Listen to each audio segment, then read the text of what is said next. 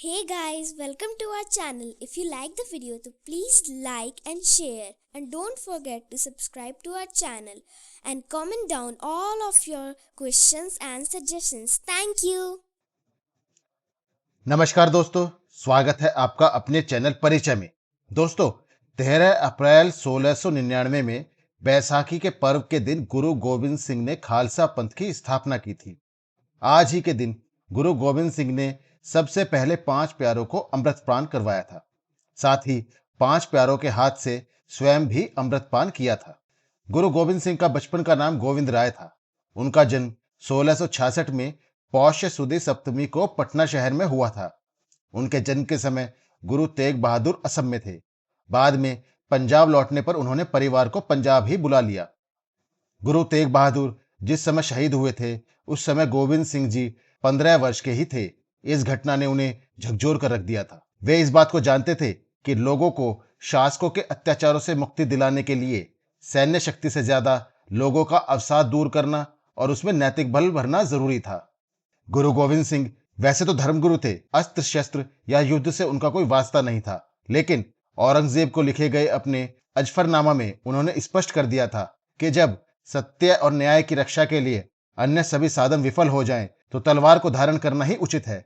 धर्म, संस्कृति व राष्ट्र की शान के लिए गुरु गोविंद सिंह ने अपना सब कुछ न्यौछावर कर दिया। इस अजफरनामा, जिसको कि अगर हम हिंदी में बताएं तो इसका मतलब हुआ विजय की चिट्ठी, यानी कि जीत की चिट्ठी। इसमें उन्होंने औरंगजेब को चेतावनी दी थी कि तेरा साम्राज्य नष्ट करने के लिए खालसा पंथ तैयार हो गया है। गुरु गोविंद सिंह ने कहा, जब जब होत अरिष्ट अपारा, तब तब देह धरत अवतारा। मतलब जब जब धर्म का हास होकर अत्याचार, अन्याय, हिंसा और आतंक के कारण मानवता खतरे में होती है, तब तब भगवान दुष्टों का नाश और धर्म की रक्षा करने के लिए इस भूतल पर अवतरित होते हैं। सिखों के 10वें गुरु गोविंद सिंह जी स्वयं एक ऐसे ही महापुरुष थे जो उस युग की बर्बर शक्तियों का नाश करने के लिए अवतरित हुए थे। वे क्रांतिकारी युग पुरुष थे।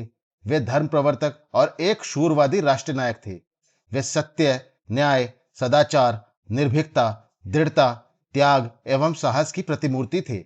उन्होंने भारतीय आध्यात्म परंपरा में साहस का समावेश करके अपने धर्म, अपने देश, अपनी स्वतंत्रता और अपने स्वाभिमान की रक्षा के लिए खालसा पंथ की स्थापना की थी। बाबा बुढ़ा ने गुरु हरगोविंद को मीरी और पीरी 2 तलवारें पहनाई थी। पहले आध्यात्मिकता की प्रतीक थी, तो दूसरी सांसारिकता की। परदादा गुरु अर्जुन देव की शहादत, दादा गुरु हरगोविंद सिंह द्वारा किए गए युद्ध, पिता गुरु तेग बहादुर की शहीदी, 2 पुत्रों का चमकौर के युद्ध में शहीद होना, 2 पुत्रों को जिंदा दीवार में चुनवा दिया जाना, वीरता व बलिदान की विलक्षण मिसालें हैं। औरंगजेब सहित अन्य मुस्लिम राजाओं के अत्याचार से तंग आकर गुरु गोविंद सिंह जी ने सिखों को एकजुट करके एक नई धर्म शक्ति को जन्म दिया। उन्होंने सिख सैनिकों को सैनिक वेश में दीक्षित किया। 13 अप्रैल 1699 को वैसाखी वाले दिन गुरु जी ने केशगढ़ साहिब आनंदपुरा में पंच प्यारों को तैयार किया हुआ था। पंच प्यारों द्वारा तैयार किया हुआ अमृत सबको पिलाकर खालसा को ऊर्जा दी। खालसा का मतलब है वह सिख जो गुरु से जुड़ा है, वह किसी का गुलाम नहीं है और वह पूर्ण रूप से स्वतंत्र है। तो दोस्तों, चलिए अब मैं आपको बताता हूं उन पंच प्यारों के बारे में और इस घटना के बारे में जिसका मैं बार बार आपसे जिक्र कर रहा हूं।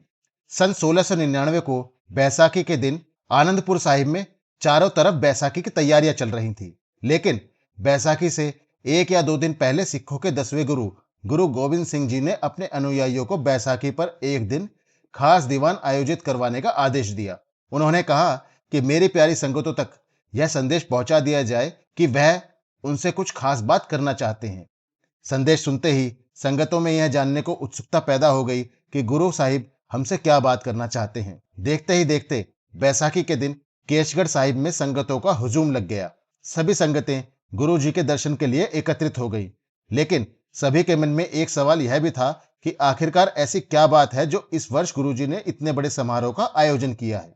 कुछ ही देर बाद गुरुजी एक तंबू से निकलकर बाहर आए और अपने एक बुलावे पर संगतों की इतनी बड़ी संख्या देखकर गुरुजी को बेहद खुशी हुई। वह संगतों की तरफ आगे बढ़े, म्यान में से तलवार निकाली और मंच के बीचों बीच जाकर बैसाखी की शुभकामनाएं देते हुए बोले, मेरी संगत मेरे लिए सबसे प्यारी है। मेरी संगत मेरी ताकत है, मेरा सब कुछ है। लेकिन क्या आप सब में से ऐसा कोई है जो अभी इसी वक्त मेरे लिए अपना सिर कलम करवाने की क्षमता रखता हो। संगत में एक अजीब सा सन्नाटा छा गया। किसी को समझ नहीं आ रहा था कि अचानक गुरुजी ने ऐसी बात क्यों बोली। गुरुजी फिर बोले, क्या है कोई ऐसा मेरा प्यारा जो मुझे अपना सिर दे सके? है कोई ऐसा जो इसी क्षण मेरी इस मांग को पूरा कर सके? गुरुजी की आवाज मानो एक गूंज की तरह वातावरण में फैल गई, लेकिन अभी भी कोई ऐसा नहीं था जो उनके इस सवाल का जवाब देने के लिए आगे आया हो। अगले ही पल भीड़ में से एक आवाज आई। वह आवाज दयाराम की थी। गुरुजी दयाराम की इस समर्पण भावना को देखकर खुश हुए और उसे अपने पास बुलाया। दयाराम गुरुजी के पीछे पीछे तंबू के अंदर चले गए। बाहर लोगों की धड़कनें तेज हो गईं। थोड़ी देर बाद गुरुजी बाहर आ गए, लेकिन उनके साथ दयाराम कहीं भी दिखाई नहीं दे रहे थे। गुरुजी की तलवार से ताजा खून की बूंदें टपक रही थी। खून से भरी तलवार देखकर लोगों में चिंता थोड़ी और भर गई, लेकिन कोई भी अपनी जगह से नहीं उठा। गुरुजी फिर बोले, एक और शीश चाहिए। है संगत में से कोई जो आगे बढ़कर अपना सिर कलम करवा सके? ये सुनते ही हस्तिनापुर के धर्मदास आगे बढ़े। गुरुजी उन्हें भी लेकर तंबू के पीछे चले गए और फिर कुछ देर बाद खून से रंगी तलवार लेकर अकेले ही बाहर निकले। यह देखकर लोगों को विश्वास नहीं हो रहा था। कुछ लोग आपस में बात करने लगे, कहने लगे कि क्या सच में गुरुजी ने उन दोनों के सिर कलम कर दिए हैं? सवाल सभी के मन में थे, लेकिन कोई भी आगे आकर गुरुजी से यह पूछने की हिम्मत नहीं कर पा रहा था। संगत को विश्वास था कि गुरुजी तो परमात्मा है और परमात्मा कभी भी अपने श्रद्धालुओं का बुरा नहीं करते। इसके बाद गुरुजी ने तीसरे सिर की मांग की। यह सुनकर लोग हैरान थे कि आखिरकार गुरुजी करना क्या चाह रहे हैं। इसके बाद मोहकम चंद खड़े हुए, जो कि एक साधारण दर्जी थे और द्वारका के निवासी थे। वह भी गुरुजी के साथ तंबू के पीछे चले गए, लेकिन बाहर नहीं आए। इसके बाद इसी तरह से गुरुजी ने लगातार इसी प्रकार से 2 शीश और मांगे। यह सुनकर जगन्नाथपुरी के हिम्मत राय और बिंदर के साहिबचंद आगे आए और उन्होंने भी खुशी खुशी अपने शीश गुरुजी को अर्पित करने की हामी भर दी। गुरुजी इनको भी अपने साथ लेकर तंबू के पीछे चले गए। 5 शीश की मांग पूरी हो चुकी थी। इसके बाद गुरुजी वापस अपने तंबू के अंदर चले गए। बाहर बैठी संगत परेशान थी कि गुरुजी कब से अंदर गए हैं, लेकिन अब तक बाहर नहीं निकले। इसके कुछ ही देर बाद का दृश्य देखकर संगत को अपनी आंखों पर विश्वास नहीं हुआ। केसरी रंग के लिबास में 5 नौजवान हाथों में हाथ डाले बाहर आ रहे थे। उनके सिर पर सुंदर केसरी रंग की एक ही प्रकार की पगड़ी बंधी हुई थी। 5 लोगों के साथ गुरुजी भी ठीक उसी प्रकार की वेशभूषा में बाहर निकले। ये वही 5 नौजवान थे जो कुछ देर पहले गुरु गोविंद सिंह जी के कहने पर अपना सिर कलम करवाने के लिए आगे आए थे। केसरिया लिबास में ये पांचों बेहद आकर्षक लग रहे थे। 5 नौजवानों के साथ एक बार फिर गुरुजी मंच के बीचों बीच पहुंचे और बोले, सिख धर्म को अपने पंज प्यारे मिल गए हैं। गुरुजी ने अपने हाथ में लोहे का एक कटोरा लिया, उसमें स्वच्छ जल भरा और माता जीतो जी को कुछ पताशे लाने के लिए आग्रह किया। गुरुजी ने जल में पताशे डाले और उसे खंडे से घोल दिया। इस तरह सिख धर्म का पवित्र अमृत तैयार हुआ। फिर गुरुजी ने इन पंच प्यारों को आगे आने के लिए निवेदन किया। वे आगे बढ़े और नीचे झुककर अपने दोनों हाथ आगे किए। गुरुजी ने एक एक प्यारे को अमृत छकाया और उन्हें खालसा पंथ के पंच प्यारे निर्धारित किया। फिर गुरुजी ने उन्हीं पंच प्यारों के हाथ से स्वयं आगे झुककर अमृत छका। यहाँ एक बात का ध्यान रखना भी बहुत जरूरी है कि गुरुजी ने अमृत छकाने से पहले पंच प्यारों को 5 ककार यानी कड़ा, केश, कंघा, किरपान और कछरा भी अर्पित किए थे।